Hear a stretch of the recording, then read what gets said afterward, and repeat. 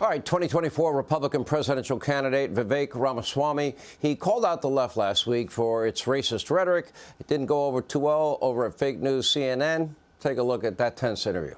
What I said is the Grand Wizards of the KKK would be proud of what they would hear her say, because there's nothing more racist than saying that your skin color predicts something about the content of your viewpoints. You didn't just say they would be proud. You said these are the words of the modern Grand Wizards of the modern KKK.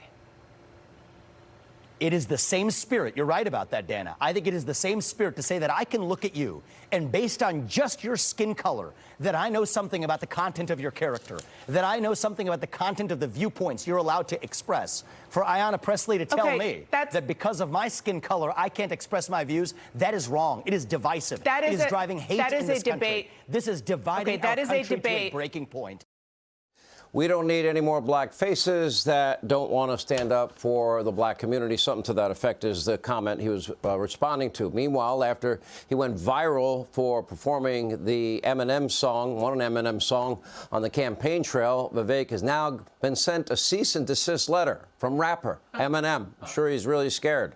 Anyway, NFL Hall of Fame running back O.J. Simpson appeared to endorse Vivek this weekend, saying the guy really would have a chance. Anyway, 2024 GOP candidate Vivek Ramaswamy joins us with reaction. How are you, sir? It's good to see you, Sean. How are you? Good. I think you've dealt with the issue of your battle with Congresswoman Pressley a lot over the weekend. I don't think we need to rehash old ground. I want to go over some of the issues, though. You know, you said aid to Israel, our #1 ally, only democracy in the region, should end in 2028, and that they should be integrated with their neighbors. I have an exact quote. You want me to read it? That's actually, yeah, I can tell you the exact quote. What I said is it would be a mark of success if we ever got to a point in our relationship with Israel, if Israel never needed the United States' aid. And Sean, you know how politics is played. A lot of the other professional politicians who have been threatened by my rise have used that statement to say that I would cut off aid to Israel. That's not correct. I've been crystal clear. But do you? That the only condition under which... Do you understand the importance of the strategic alliance, the intelligence sharing in an area of the world where we have a lot of enemies, which, by the way, boggles my mind that we look for the lifeblood of our economy and the world's economy from that very same region of the world, when we have more natural resources here, which you agree. But you do understand how important that alliance is, and Sean, how important the intelligence factor is, and how important it is with Iran, especially seeking nukes. I understand it, I think, more deeply than probably anybody in this race. I've traveled to Israel. I have business partners in Israel. The reality is this. By the end of my first term, our relationship with Israel will be stronger than it ever has been, because I will treat it as a true friendship, not just a transactional relationship. And why did you say that they shouldn't have preferential treatment? Why did you say that Israel should not have preferential treatment from us? That's a direct quote. Sean, I understand. No, those are direct quotes from headlines summarized by opposition research fed to the fake news media. The reality is, here's what I've said, is Abraham Accords 2.0 is my top priority. Abraham Accords 2.0 is my top priority, which is to get Saudi Arabia, Oman, Qatar into that pact with Israel. And foremost, to have a partnership with Israel that does something really important for the U.S., which is to make sure that Iran never, ever, ever has nuclear capabilities. That's important to the United States. And the other thing I've said, Sean, is that Israel's our friend. Good friends learn from each other. I would love Israel's border policies in this country. I would love Israel's tough on crime policies and strong national identity in this country. I would love an iron dome like Israel has to defend itself against Hamas, which is a good thing for Israel. I want something like that here in the United States. So I don't read from the traditional GOP talking point binder that's handed to traditional candidates. That's true. That lends itself to being misquoted. But it's actually a much more authentic commitment to Israel on the substance than just checking off the talking point of saying that we stand with Israel. That's meaningless. I prefer substance, and that's exactly where I've gone in a lot of these long-form podcasts I've done. I know that most, if not most conservatives, unfortunately, I see Vladimir Putin as evil, a thug, a murderer, and he's trying to fulfill his territorial ambitions. I do believe we're going to watch China at some point try to fulfill their territorial ambitions with Taiwan. In the case of Ukraine, you make a great point, though.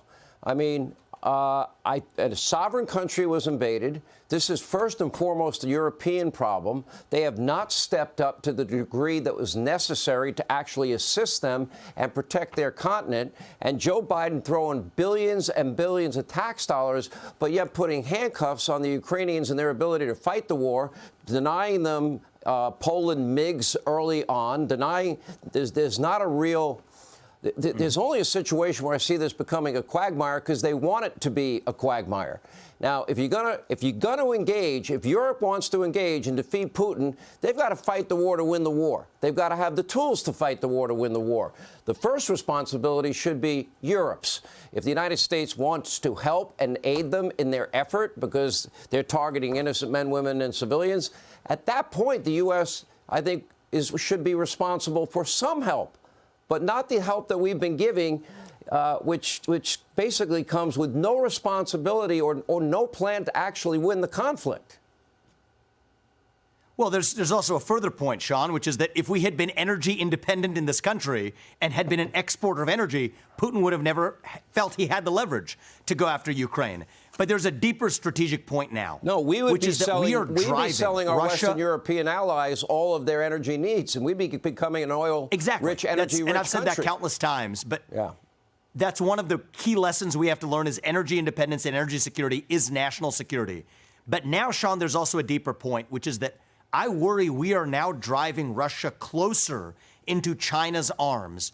And the Russia-China alliance is the single greatest threat that we face. And that's what I really worry about. It's and already I think that there. If there's an it's opportunity, Russia, China, and Iran. Well, a new axis of evil is formed. So the question is, I think other countries in the... And I want to weaken it too. And I'd love to see that happen. Yes. All right, so what specifically, the issue of you and Taiwan, until we have enough microchips in 2028, what is your policy if China seeks to fulfill their territorial ambitions with Taiwan? So I'm the only presidential candidate in either party who has had the courage to say that I'm not going to embrace the one China policy, which is the posture of both political parties today. That I'm not going to just adopt strategic ambiguity. We can't afford that. We need to be clear that we will defend Taiwan. That's different from strategic ambiguity now. We have to defend Taiwan until we achieve semiconductor independence, at which point we resume our current posture of strategic ambiguity, which is exactly what the U.S. adopts today. So, Sean, it's worth reminding people that right now the U.S.'s position is a one-China policy. Yeah. Let me ask you this. At what point, for example, if Russia wanted to put nuclear weapons 90 miles south of our border in Cuba, we did have a Cuban Missile Crisis, what would your posture be there? In other words, if you're saying as long as Taiwan provides the semiconductor chips, we'll help them, but after that, they're on their own?